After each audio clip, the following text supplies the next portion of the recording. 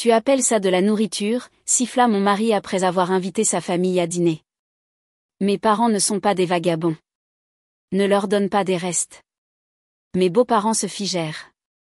Mais une seconde plus tard, sa mâchoire tomba lorsque je chuchotai, je n'ai pas commandé ça. Je m'appelle Sabrina. J'ai 28 ans, je suis designer UX en congé maternité, et je croyais avoir une vie plutôt stable. J'étais mariée à un homme qui, du moins au début, semblait être le genre de personne avec qui on construit un avenir, drôle, charmant, prévenant. Il s'appelle Luc. Nous nous sommes rencontrés par des amis communs lors d'un week-end à la montagne. Il faisait rire tout le monde, mais me donnait l'impression d'être la seule personne dans la pièce. Après un an de fréquentation, il m'a demandé en mariage lors d'un pique-nique sur la côte normande. J'ai dit oui sans hésitation. Mes parents l'adoraient. Ses parents, Étienne et Viviane, étaient chaleureux, généreux et incroyablement accueillants. Viviane m'appelait sa deuxième fille, et Étienne apportait toujours du vin et des blagues. Lorsque nous nous sommes mariés, les deux familles ont contribué à l'apport de notre petite maison de banlieue. Je pensais avoir décroché le gros lot. Les choses allaient bien. Vraiment bien.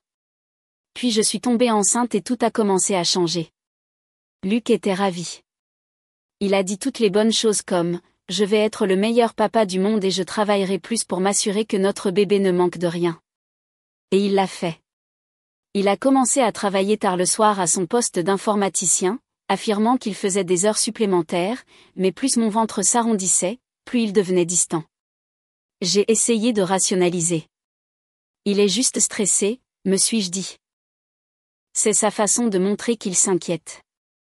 Mais s'inquiéter ne ressemble pas à oublier de demander comment va votre femme après qu'elle ait passé la journée à vomir et à essayer de récurer la baignoire sans s'évanouir. Cela ne ressemble pas à transformer chaque responsabilité partagée en un spectacle en solo. Quand je travaillais, nous partagions les tâches ménagères. Quand je suis tombée enceinte, Luc a insisté pour tout prendre en charge. Au début, il cuisinait, faisait la lessive, me frottait même les pieds quand j'avais trop mal pour rester debout. Mais plus il travaillait tard, moins il faisait de choses. Finalement, tout est retombé sur moi. C'était comme si ma grossesse m'avait rendue invisible. À 6 mois, j'ai pris à la fois mon congé payé et mon congé maternité. J'étais reconnaissante de cette pause, mais j'avais sous-estimé à quel point il serait difficile d'être seule à la maison toute la journée, malade et hormonale, tout en essayant de garder la maison impeccable. Luc, quant à lui, semblait penser que je vivais dans le luxe. Un soir, il est rentré plus tôt que d'habitude. J'étais allongée sur le canapé, complètement épuisée. Je n'avais pas encore préparé le dîner. Dès qu'il est entré, il a froncé les sourcils. « Tu es juste allongée là ?» Je me suis redressée, me frottant la tempe. J'ai eu des nausées tout l'après-midi. J'avais juste besoin d'une minute. Luc a laissé tomber son sac et a fixé la cuisine. « Tu es restée à la maison toute la journée, Sabrina. Rien n'est prêt. Je travaille 10 heures et je rentre à la maison pour ça. » J'ai cligné des yeux, stupéfaite. Je suis en train de faire grandir un être humain, Luc. Je fais de mon mieux. Oh, ça y est, marmonna-t-il en prenant une boisson dans le réfrigérateur. Tu sors toujours la carte « Je suis enceinte » quand tu ne veux rien faire. Ça m'a blessé. Tu te moques de moi ? Il me regarda. Non, je ne me moque pas. Tu as décroché. Tu ne travailles pas. Tu ne fais presque plus rien ici. J'ai senti ma gorge se serrer. Alors, qu'est-ce que tu veux de moi ? Tu veux une femme ou une femme de ménage à plein temps ? Luc a secoué la tête comme si j'étais dramatique. Je veux que tu arrêtes d'agir comme si porter un bébé te donnait un passe-droit. Je n'ai pas crié. Je n'ai pas pleuré. Je me suis juste levée, je suis passée devant lui et j'ai dit, je vais rester chez mes parents. J'ai besoin d'espace. J'ai besoin de paix. La réponse de Luc fut, très bien. Fais ce que tu veux. Et c'est ce que j'ai fait. J'ai fait une valise ce soir-là. Mon père est venu me chercher le lendemain matin et nous n'avons pas dit un mot pendant le trajet. Il m'a juste serré la main quand nous sommes arrivés devant leur allée. Ma mère avait déjà préparé la chambre d'amis. Elle avait mis de la lotion à la lavande sur la table de chevet. Je me suis sentie en sécurité. 2 semaines passèrent, puis 3. J'ai envoyé à Luc une seule mise à jour sur la grossesse, mais il n'a pas répondu. Cela m'a blessée, mais je n'ai pas été surprise. Je m'attendais à l'indifférence. Puis, de nulle part, mes parents ont ouvert la porte d'entrée un après-midi, et là se tenaient Étienne et Viviane. J'étais en train de plier des vêtements de bébé dans le salon quand ma mère a appelé « Sabrina, tu as des visiteurs ». Je me suis figée. Viviane est entrée, le visage tiré par l'inquiétude. Étienne tenait un sac en papier rempli de courses et semblait tout aussi mal à l'aise.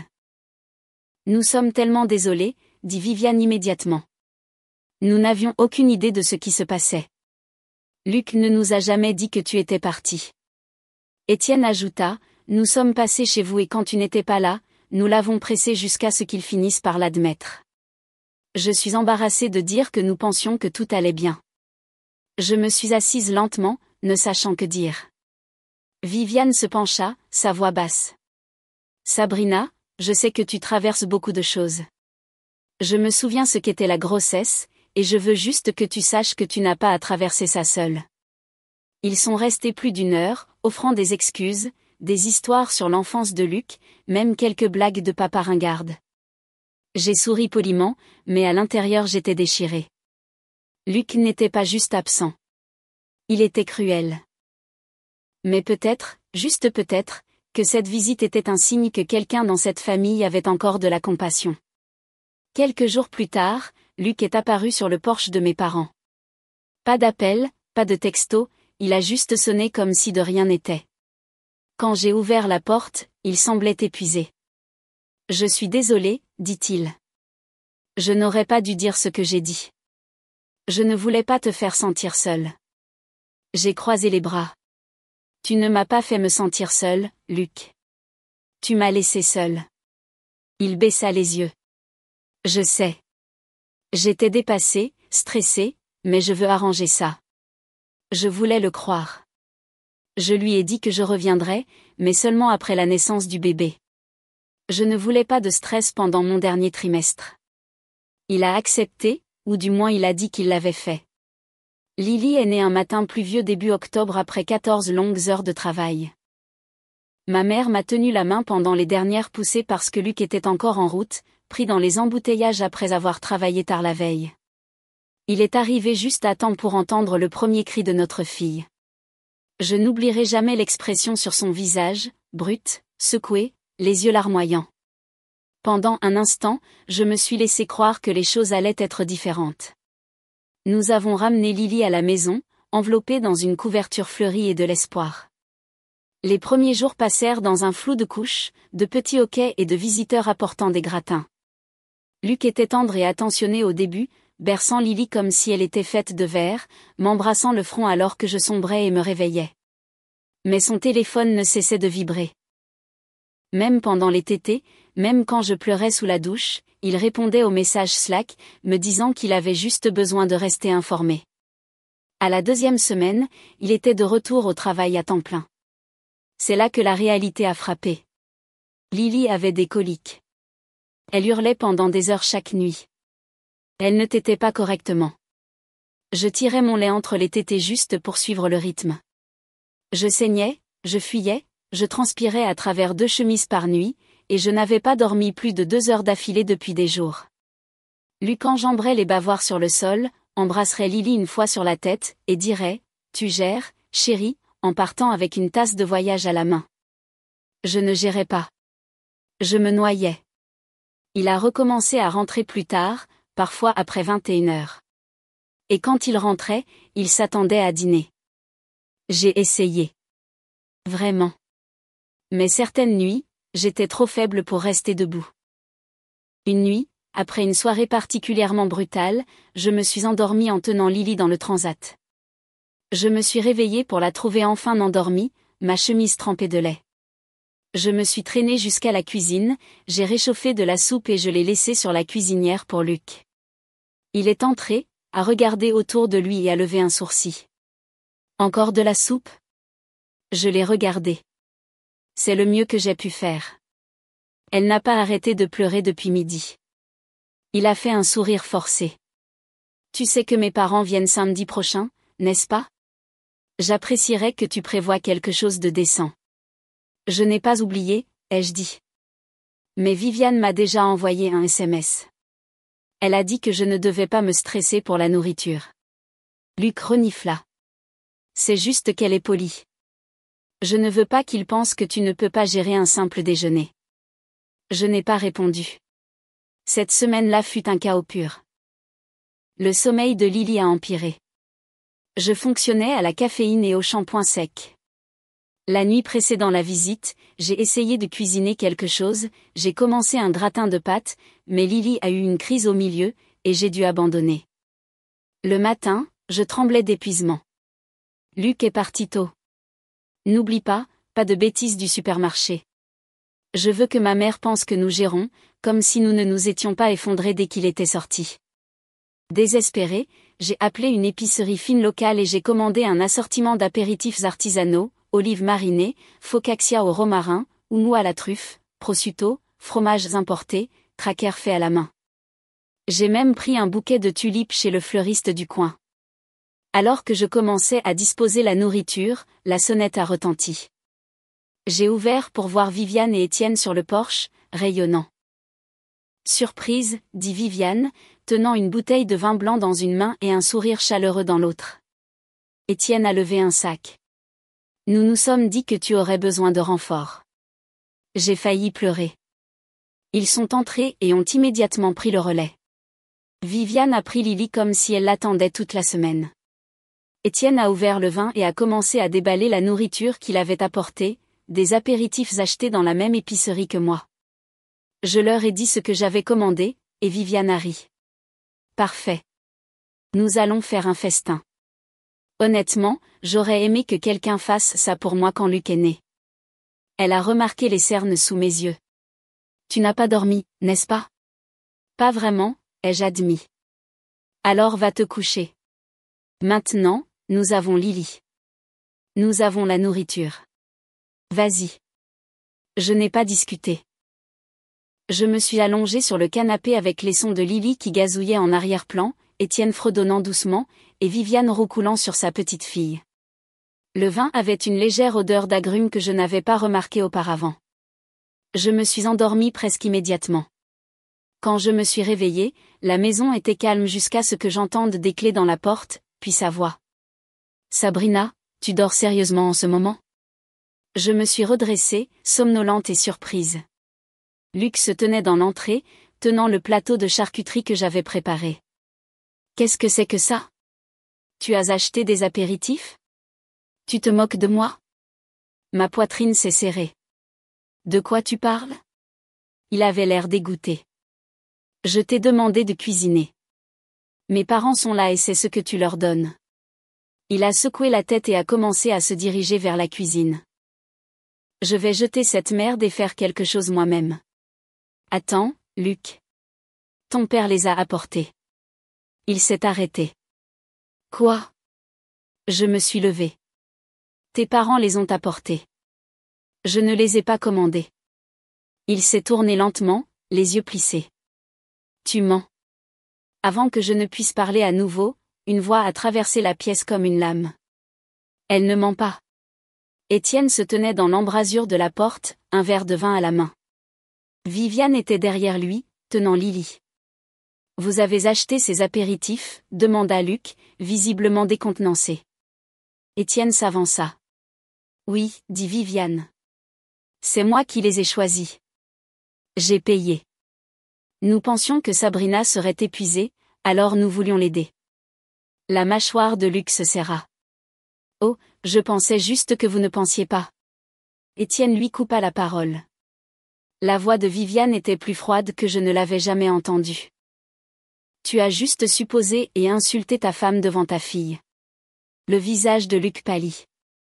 Il a essayé d'en rire, mais Étienne ne souriait pas. Je pensais que tu avais mûri après ce qui s'était passé avant la naissance du bébé, mais il semble que tu sois toujours le même enfant gâté qui pense que tout le monde existe pour le servir. Luc me regarda, puis ses parents. Je suis désolée. Je ne savais pas. Tu n'as pas demandé, dit Viviane. Tu as juste crié. Un silence s'installa dans la pièce. Puis le téléphone de Luc, laissé en charge sur la table à manger, vibra 2 fois.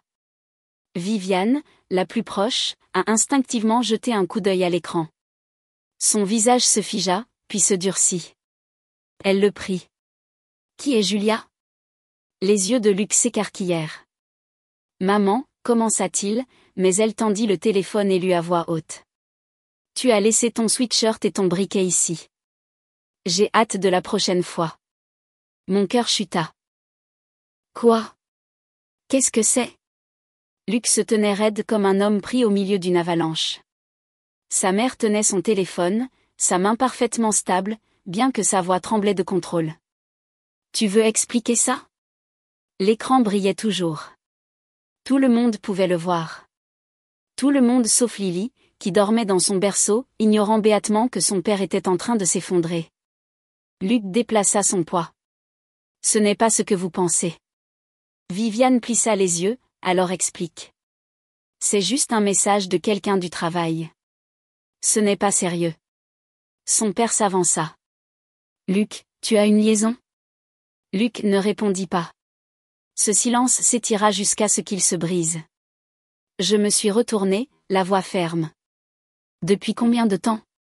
Il déglutit. Depuis que tu es allé rester chez tes parents. Je ne voulais pas que ça aille aussi loin. Nous nous disputions. J'étais seule. La voix d'Étienne resta basse. Elle était enceinte de ta fille. Quel genre d'homme quitte sa femme enceinte et prétend qu'il fait des heures supplémentaires alors qu'il rencontre une autre femme? Sa mère le regarda comme si elle ne le reconnaissait pas. Nous t'avons fait confiance. Nous t'avons défendu. Tu étais parti, claqua Luc. Tu as juste disparu. Je suis parti pour survivre, dis-je, m'avançant. Tu penses que je voulais partir? Tu as rendu cette maison invivable. Tu m'as fait me sentir comme un fardeau parce que j'étais enceinte de ton enfant. Il passa sa main dans ses cheveux. Je suis désolé. D'accord. Cela ne voulait rien dire. Elle s'appelle Julia, n'est-ce pas, demandai-je, en gardant un ton neutre. La bouche de Luc s'ouvrit. Comment? Ton téléphone s'est allumé pendant que tu étais trop occupé à m'accuser de paresse. Les mains de Viviane tombèrent le long de son corps. Tu as dit que tu voulais arranger les choses, que tu voulais être meilleur, mais tu es venu ici, tu as insulté ta femme, tu as encore menti, et maintenant ça. Luc ouvrit la bouche, mais Étienne leva la main. Ne dis rien. Son père se tourna vers moi. Tu veux qu'il parte? Oui, dis-je sans hésitation. Ce soir. La mâchoire de Luc tomba. Tu me jettes de ma propre maison? Tu as perdu ta place ici, dis-je. Je ne partagerai pas un toit avec quelqu'un qui me manque de respect devant mon enfant. Étienne hocha la tête et descendit le couloir. Quelques instants plus tard, il revint avec un sac de sport et le posa fermement aux pieds de Luc. Tu resteras avec nous jusqu'à ce que cela soit résolu. Luc regarda sa mère. Maman. La réponse de Viviane fut simple. Tu es notre fils, mais cela ne te donne pas raison. Je pris Lily et me dirigeai vers la chambre d'enfant pendant qu'il l'escorte hors de la maison. Je n'ai pas regardé en arrière. 3 jours plus tard, j'ai entendu la sonnette. Quand j'ai ouvert, Viviane et Étienne se tenaient là. Pas de Luc, juste eux et un dossier en papier craft. Il a tout signé, dit Étienne en entrant. Nous ne l'avons pas laissé discuter. Viviane plaça le dossier sur la table. Garde exclusive, conditions de divorce, pension alimentaire, claire et simple. Puis elle me tendit une enveloppe blanche. J'ai hésité. C'est de notre part, dit-elle doucement. Pour que tu n'aies pas à te battre à cause de ce qu'il a fait. À l'intérieur se trouvait un chèque suffisamment généreux pour me donner de l'air pendant des mois. Je ne veux pas vous prendre d'argent. Tu ne le fais pas, dit Étienne. Tu le prends des gens qui croient en la protection des innocents. Viviane ajouta, il va rembourser chaque centime. Nous avons pris en charge son salaire et ses dépenses. Plus de commandes en ligne, plus de cartes de crédit. Il reçoit une allocation hebdomadaire, juste assez pour aller au travail et manger. C'est tout. Et la fiducie de Lily, demandai-je. Nous nous assurerons qu'elle soit payée chaque mois à temps. Sinon, il aura affaire à nous. Je regardai les documents. Ils n'étaient pas seulement légaux. Ils étaient miséricordieux. Ils me donnaient la liberté. J'ai signé cet après-midi-là. Luc ne m'a pas contacté. Il n'est pas apparu. Je ne m'y attendais pas. Plus tard, j'ai découvert que Julia l'avait ghosté dès que le divorce était devenu public. La nouvelle s'est répandue dans son bureau. Les RH l'ont réaffecté à des tâches administratives internes. Pas de prime, pas de promotion. Il a emménagé dans un appartement en sous-sol près de l'arrêt de bus. Viviane m'envoyait un SMS le premier de chaque mois pour confirmer le dépôt de la pension alimentaire. Elle n'a jamais manqué un message. Lily et moi sommes restés chez mes parents jusqu'au printemps. Ma mère m'aidait avec les biberons la nuit. Mon père a réaménagé ma vieille chambre d'enfant. Il y avait toujours de la soupe, des serviettes propres et des rires dans cette maison. Même les jours où je ne pouvais pas rire moi-même. Quand je suis retournée au travail, ma patronne m'a accueillie sans poser de questions et avec un horaire flexible. Mes collègues ont laissé des post-it sur mon bureau qui disaient des choses comme « Tu gères » et « Une réunion à la fois ». J'ai trouvé un petit appartement de 2 chambres près d'un parc avec une lumière douce et des matins calmes. La chambre de Lily est remplie de livres d'images d'occasion et de peluches surdimensionnées qu'elle insiste pour aligner comme des sentinelles autour de son berceau. Un après-midi, pendant qu'elle faisait la sieste, je me suis tenue dans la cuisine et j'ai réalisé que le silence faisait du bien. Il n'était plus vide. Il était à moi. Parfois, des amis me demandent si le mariage me manque. Je leur dis, non, la version de moi-même que j'imaginais devenir me manque. Le conte de fées auquel je me suis accrochée trop longtemps me manque. Mais le mariage, je ne regrette pas de m'excuser d'être épuisée. Je ne regrette pas de faire le ménage en retenant mes larmes. Je ne regrette pas d'avoir l'impression d'avoir échoué parce que je n'ai pas cuisiné un repas chaud avec 2 heures de sommeil. Luc ne me manque pas. Les gens me demandent si je regrette quelque chose. Oui, je regrette d'avoir rapetissé. Je regrette d'avoir adouci tous mes bords pour éviter les conflits. Je regrette d'avoir trouvé des excuses à un homme qui ne les méritait pas. Mais je ne regrette pas d'être partie. Je ne regrette pas d'avoir choisi la paix plutôt que de faire semblant. Je ne regrette pas d'avoir fait mes valises, d'avoir pris ma fille et de ne jamais regarder en arrière. Et je ne regrette certainement pas d'avoir dit, ça s'arrête ici. Parce que ça s'est arrêté, et je suis toujours là, toujours debout, et enfin libre.